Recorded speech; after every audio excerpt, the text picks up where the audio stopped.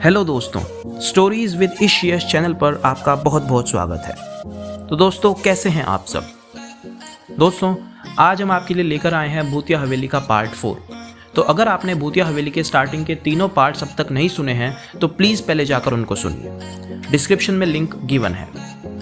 तो दोस्तों, last part में आपने सुना कि वो बूढ़ी औरत हमारे कमरे में आई हमें जाने को बोलने के लिए, पर मेरे दोस्त आशीष ने बीमार होने की एक्टिंग करके एक रात और उस हवेली में रुकने के लिए उस औरत को मना लिया।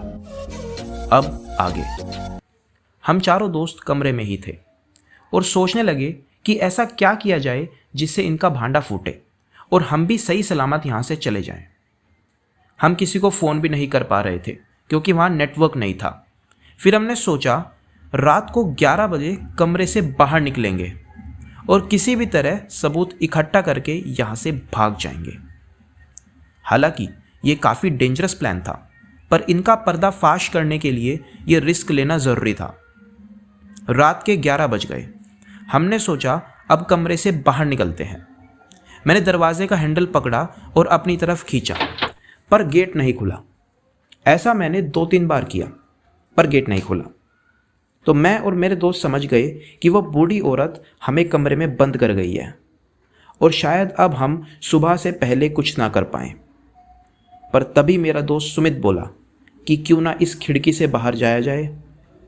हमने नीचे देखा तो हवेली काफ़ी बड़ी होने के कारण फर्स्ट फ्लोर भी काफ़ी हाइट पर था। एक बार यहाँ से गिरे तो जान बचने का कोई चांस नहीं था। पर तभी ऋषभ बोला क्यों ना कपड़ों की रस्सी बनाई जाए और आराम से नीचे उतरें। हम सब ने डिसाइड किया कि यही सही रहेगा और हम सब ने अपने बैग खोले और जीन्स वगैरह बांधकर एक रस्सी बनाई और डिसाइड किया कि मैं और सुमित नीचे जाते हैं और ऋषभ और आशीष कमरे में ही रुकेंगे, ताकि अगर वो औरत आए कोई कमरे से बोल सके कि अंदर मत आओ, आशीष की तबीयत ज़्यादा ख़राब है। फिर पहले सुमित उतरा और फिर मैं। नीचे पहुंचते ही हमने देखा कि हम हवेली की बैक साइड पर हैं और सोचा धीरे धीरे फ्रंट डोर की तरफ जाते हैं। हम चलने लगे और जैसे ही हम अपने लेफ्ट मुड़े हमने देखा कि वो गार्ड जो हमें हवेली की एंट्रेंस पर मिला था वो एक बेसमेंट से एक कार्डबोर्ड बॉक्स जो देखने में काफ़ी भारी लग रहा था वो लेकर फ्रंट डोर की तरफ जा रहा था। हम दबे पांव चलने लगे और सोचा कि उस बेसमेंट में जाके देखें क्या है, और हम बेसमेंट के पास जाके छुप गए। जैसे ही वो गार्ड दोबारा नीचे जा रहा था मैंने वहां पड़ा एक बड़ा डंडा उठाया और उस गार्ड के सिर पर दे मारा। वो बेहोश होके बेसमेंट में ही गिर गया और हम दोनों नीचे गए। जैसे ही हमने नीचे देखा वहां 30-35 कार्डबोर्ड के बॉक्स रखे थे।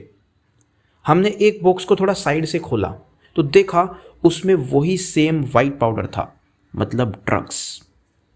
हम और थोड़ा आगे बढ़े तो वहाँ 3D प्रोजेक्टर वगैरह और उसके इंस्ट्रूमेंट्स रखे थे। सुमित साइंस का स्टूडेंट था तो वो बोला कि ज़रूर इस सब से ही उन्होंने कल हमारे सामने वो काला साया दिखाया होगा। थोड़ा साइड में देखा तो वहाँ इंजेक्शंस और केटामीन के डोज रखे हुए थे।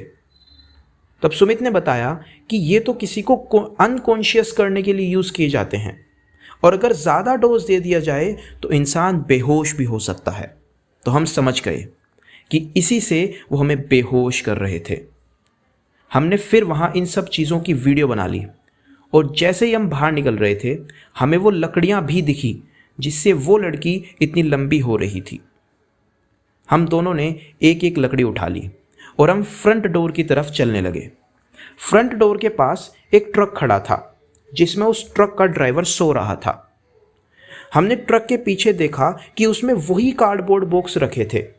हम समझ गए कि ये बॉक्स यहाँ से कल दुबई ले जाने के लिए ही शिफ्ट हो रहे हैं। अब इसके बाद हमने क्या किया, क्या हम वहाँ से बच के आ पाए, ये जानने के लिए आप देखिए भूतिया हवेली का आखिरी पार्ट जो रिलीज़ हो रहा है इस संडे को। उम्मीद है आपको ये कहानी पसंद आ रही होगी। प्लीज़ इस वीडियो को लाइक करें और अपने दोस्तों के साथ भी शेयर करें। और अगर आप स्पॉटिफाई पर सुन रहे हैं तो हमसे यूट्यूब पर भी जुड़ें। धन्यवाद। जय Hind. reasons to doubt, try to keep me down, but I'll put the flame out. You can't get to me. Throw your sticks and your stones, go break all of my bones. You won't ache my soul. You can't get to me. And there is no